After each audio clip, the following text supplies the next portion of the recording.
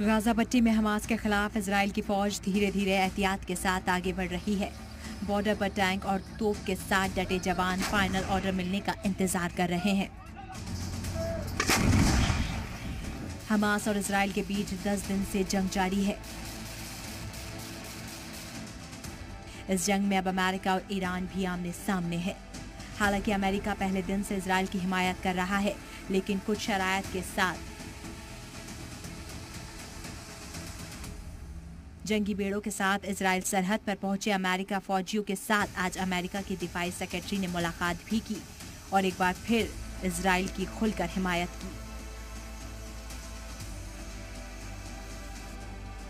हालांकि इससे पहले अमेरिका सदर जो बाइडेन ने इजराइल को नसीहत दे दी। इजराइल को साफ अल्फाज में अमेरिका ने समझा दिया कि जंग का हल जरूरी है, लेकिन गाजा पर इजराइल का कब्जा करना उसकी सबसे बड़ी भूल होगी।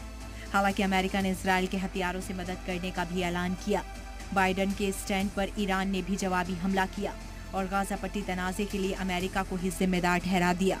این دولت آمریکاست که با تمام توان اکنون در حمایت از رژیم صهیونیستی علیه ملت فلسطین و ملت مظلوم فلسطین قرار گرفته.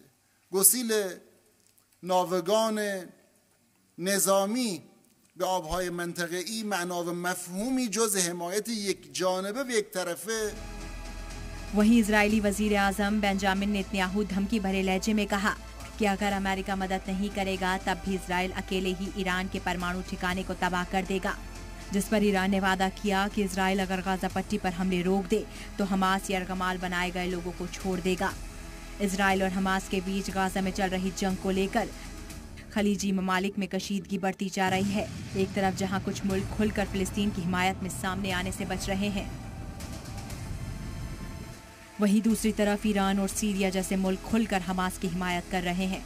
ऐसे में बड़ा सवाल है कि क्या इजराइल हमास की जंग अमेरिका और ईरान की जंग में तब्दील हो जाएगी। ब्यूरो रिपोर्ट, जी मीडिया।